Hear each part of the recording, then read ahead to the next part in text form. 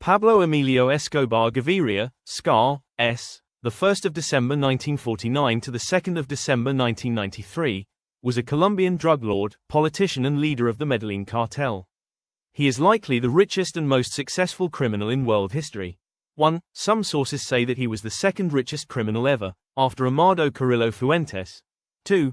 Forbes magazine said that Escobar was the 7th richest man in the world. The magazine said that he was worth $25 billion at the time of his peak. 3. In 1982, he entered Colombian politics with success. Early life. Pablo Emilio Escobar Gaviria was born on December 1, 1949, in Rio Negro in Antioquia, Colombia. He was the third of 7 children to Abel de Jesus Escobar and Hemelda Gaviria. His father was a farmer and his mother an elementary school teacher. 4. Escobar and his family lived in an adobe hut. They had no electricity and no running water. Pablo Escobar and his brother's school once sent them home because they had no shoes and no money to buy them. Pablo Escobar studied political science at a university nearby. He had to stop studying because he could not pay the fees. This was when he began his criminal career. He started to steal gravestones and removed the words from them to resell them. His brother, Roberto Escobar, said that this was not the truth.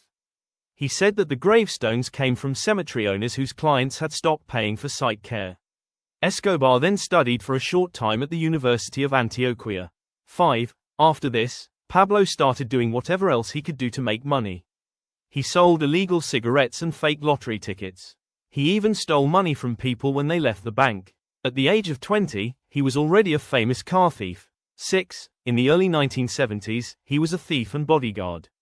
He made $100,000 for kidnapping an executive from Medellín. Then he entered the drug trade. 7. His next aim was to become a millionaire.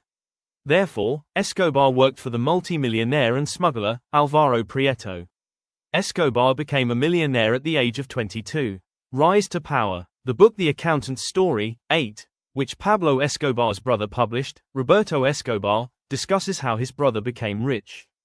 It explains how he rose from poverty. The book also says how Escobar became one of the richest men of the world.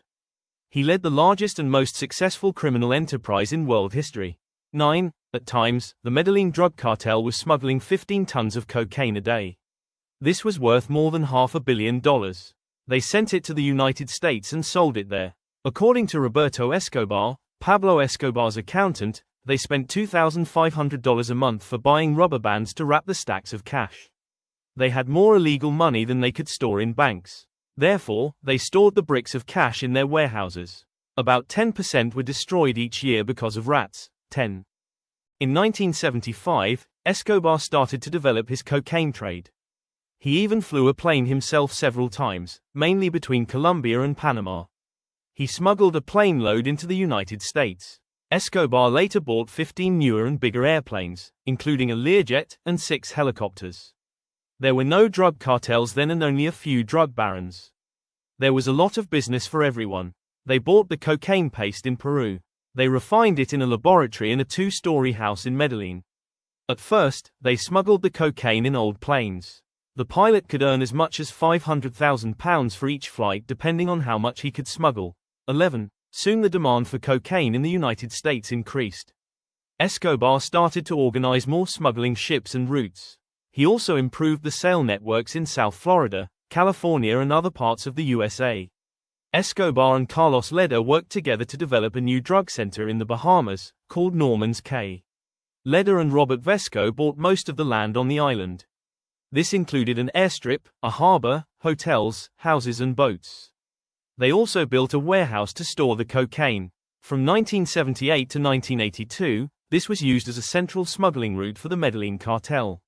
Escobar bought 7.7 square miles, 20 square kilometers, of land, which included Hacienda Napoles, for several $1 million. He created a zoo, a lake and other things for his family and organization. 12. At one point, about 70 to 80 tons of cocaine were brought from Colombia to the United States every month. At the peak of Escobar's power in the mid-1980s, he sent about 11 tons per flight in planes to the United States. In addition to using the planes, Roberto Escobar said he also used 2 small submarines to transport the massive loads. 6. In 1982, Escobar was elected as a deputy, alternative, representative to the Chamber of Representatives of Colombia's Congress. He was part of the Colombian Liberal Party. 13. During the 1980s, Escobar became known internationally because his drug network became famous. The Medellín cartel controlled a large part of the drugs that entered the United States, Mexico, Puerto Rico and the Dominican Republic. The cocaine was mostly from Peru and Bolivia. The Colombian coca was not of best quality. Escobar's product reached many other nations, mostly around the Americas. His network reportedly reached as far as Asia. 14. Corruption characterized Escobar's dealings with the Colombian system. He had an effective way of dealing with law enforcement and the government. This is often referred to as plata o plomo, literally silver or leader accept money or face bullets. This resulted in the deaths of hundreds of individuals. This included civilians, policemen and state officials.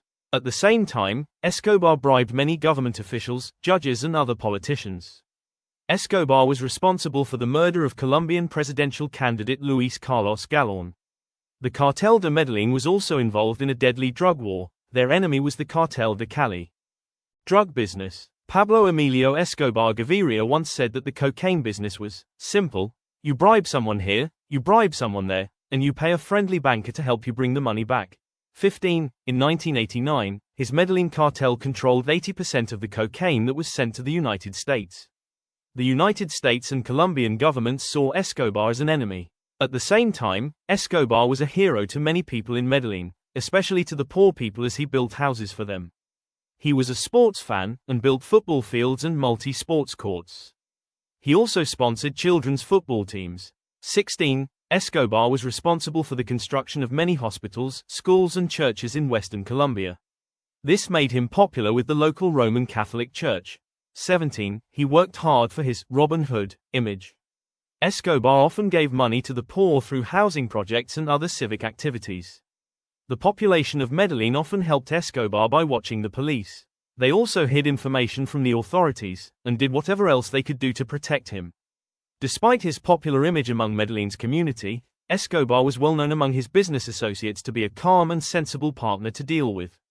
He preferred to use his money before his gun.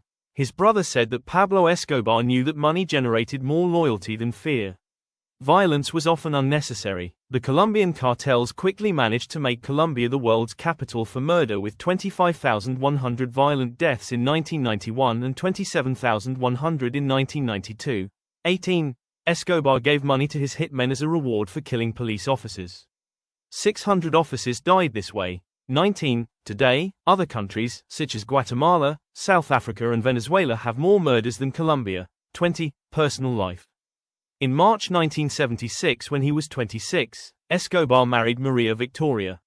She was 11 years younger than him. Together they had 2 children, Juan Pablo and Manuela. Escobar built and lived in a luxurious house with his family. He wanted to construct a Greek-style citadel near it. They began the construction of the citadel but never finished. The ranch, the zoo and the citadel were expropriated by the government. They were given to poor families in the 1990s under a law called Extinction de Dominio, domain extinction. La Catedral Prison. After the murder of Luis Carlos Galán, a presidential candidate, the administration of Cesar Gaviria moved against Escobar and the drug cartels. Eventually, the government talked with Escobar. They wanted him to capitulate and to stop all criminal activity. Escobar declared an end to a series of previous violence and terrorism, and turned himself in. He was held in what became his own luxurious private prison, La Catedral. Before Escobar gave himself up, the government approved the extradition of Colombian citizens. This was controversial. People suspected that Escobar or other drug lords influenced members of the government. Escobar continued his criminal activities. He began to influence the media. The government discovered that Escobar was continuing his criminal activities within La Catedral. They wanted to move Escobar to another prison on July 22, 1992. Escobar's influence allowed him to discover the plan in advance and escape. 21. He was still worried that he could be sent to the United States. Search Bloc and Los Pepes. In 1992, United States Special Forces joined the manhunt for Escobar. They trained and advised a special Colombian police task force, called the Search Bloc. It was created to locate Escobar. Later, as the conflict between Escobar and the governments grew, a group known as Los Pepes, Los Perseguidos por Pablo Escobar, formed. His rivals and former associates financed it. They wanted to find Escobar. Los Pepes carried out a bloody campaign and more than 300 of Escobar's associates were killed. Also, a lot of his cartel's property was destroyed. Rumors said that members of the search bloc and of the Colombian and the United States intelligence agencies cooperated with Los Pepes. 17. One of the leaders of Los Pepes was Diego Murillo Bejarano, also known as Don Berna. Before, he was a Medellín cartel associate. Downfall and death. The fight against Escobar ended on December 2, 1993. The police used radio triangulation technology to find Escobar. The United States provided this technology to a Colombian electronic surveillance team. The group was led by Brigadier Hugo Martinez. 22. The team found him hiding in a middle-class barrio in Medellín.